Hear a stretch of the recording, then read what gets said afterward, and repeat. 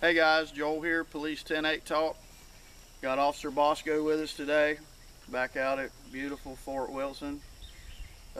Today we're going to be doing a Tavor. It's a SAR-G16. I'm a long time M4 variant shooter. I don't have a lot of familiarity with it. Officer Boscoe is a long time H&K fan. No, he's never handled this weapon before nor fired it. So we're gonna take a minute. We're gonna cover some specifications on it, and then we're gonna adjourn over to the shooting range, and Officer Boscoe will be firing the weapon for the very first time as a H&K shooter. So we should get some real interesting comments about this particular rifle. You got anything you'd like to add before we get going? No sir, let's rock and roll. Alright, so give us just a sec, we'll be right back. Alright guys, this is Police 10-8 Talk. I'm going to give you some specs on this. This is a Tavor SAR-G16. As most of you know, this particular one is a semi-auto. It fires from a closed rotating bolt.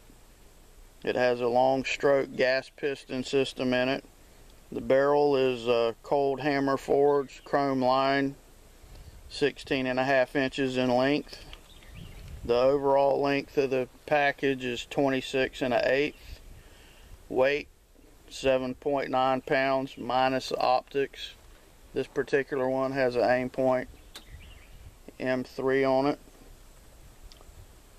The barrel is, the rifling is right hand, 6 screws, 1 7/inch twist.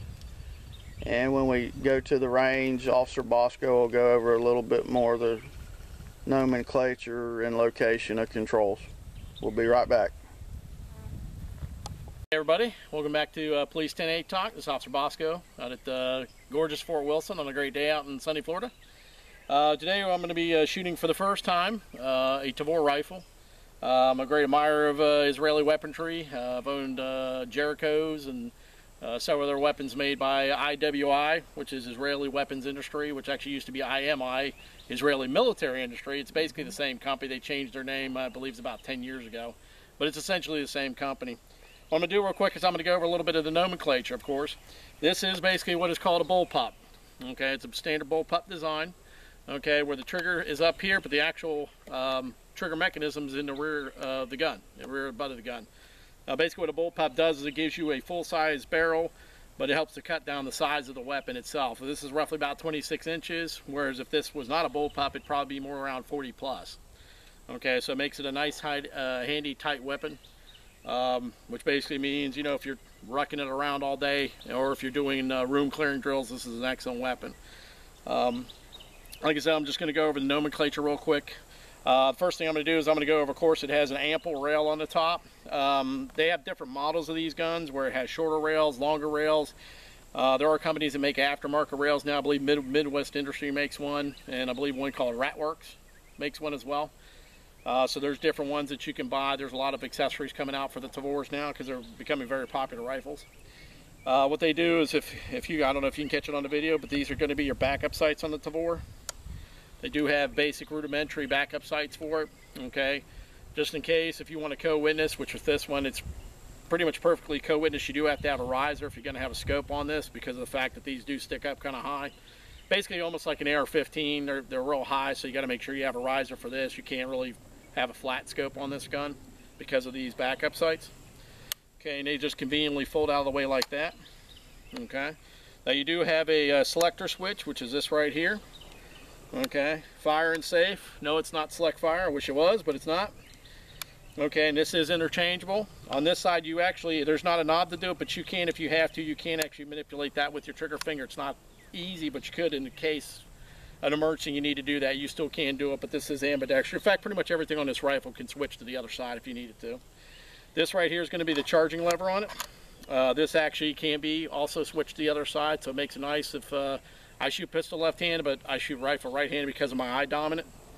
I'm right eye dominant, so I can't shoot rifles for with my left eye, so I have to shoot right-handed for rifles and shotguns. Okay, and that's basically the charging handle right there, and it can be switched to this side. Actually, where the rail's at is where that would go. Okay, this is going to be your ejection port. There's your shell deflector. And of course on this one as well, I believe you might need a kit to do it, I'm not sure. But this actually can be switched to the other side also for a left-handed shooter as well. So basically this is going to be completely ambidextrous if you make it.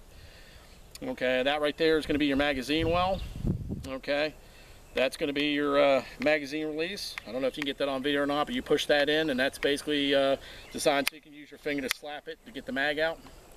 Okay, and that right there, that's going to be your bolt hold open device. Okay, so basically when you're doing a magazine change, everything is basically within close proximity. So that way you can literally do everything with one hand. Okay. Very light rifle. It's got a really good weight to it. Going to plink some rounds with to see how it shoots. Now, one common complaint you'll hear with bullpups a lot of times is the triggers are not really particularly good because of the fact that the trigger mechanism is back here and you need some kind of linkage. So you can put the trigger up here and usually they're not as smooth as like an AR-15 trigger. I've tried the trigger already on this a couple times and actually overall it's pretty smooth.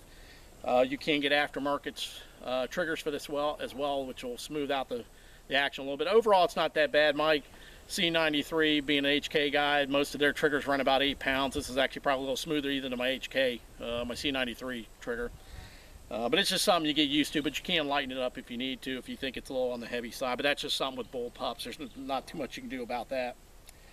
And what I'm going to do is I'm just going to plink some rounds downrange and give you our impression, and Officer Joel's going to shoot a little bit, and we'll give you our impressions after that. So stand by and let me go in and load up, okay?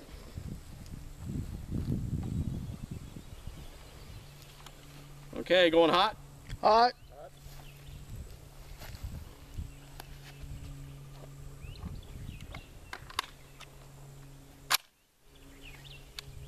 Okay, going hot?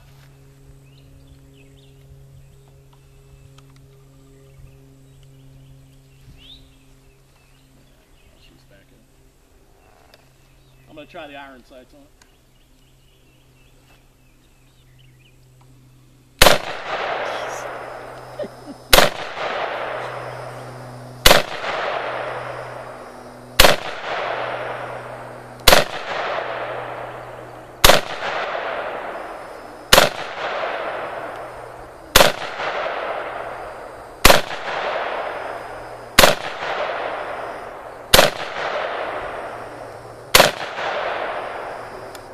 Put it on safe. Place around through it off, Joe. Safety is on. Sure. I do have the iron sights popped up. Okay.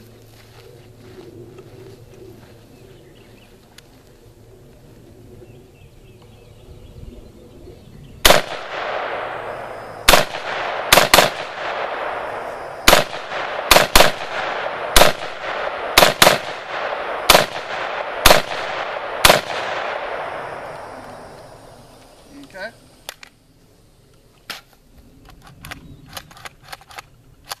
Weapons clear. Officer Boscoe, if you want to join us again.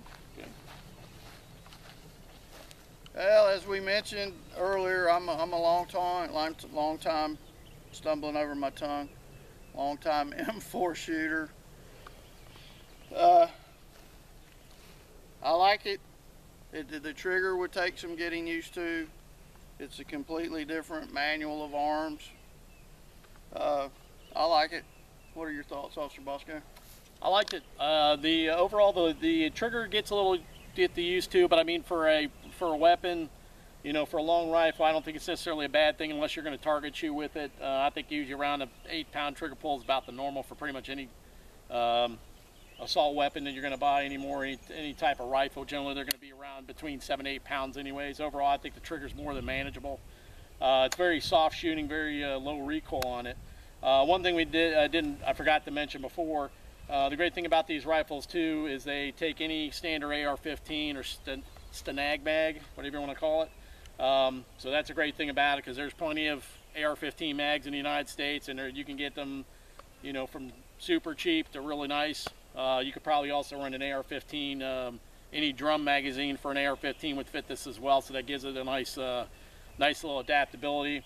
One thing I did want to add, which I talked to Officer Joel about this, there is one department I know that actually has issued this rifle. I saw an article on it, the Pennsylvania State Police.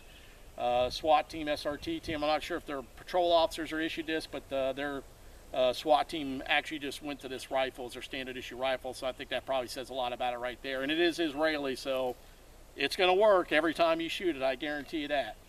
But yeah, overall I loved it. I thought it was a great firearm. It's fun to shoot. Well guys, hope you enjoyed it. If you did, give us a like, subscribe, come back and visit, and stay safe, and be safe and watch your six. Thanks again.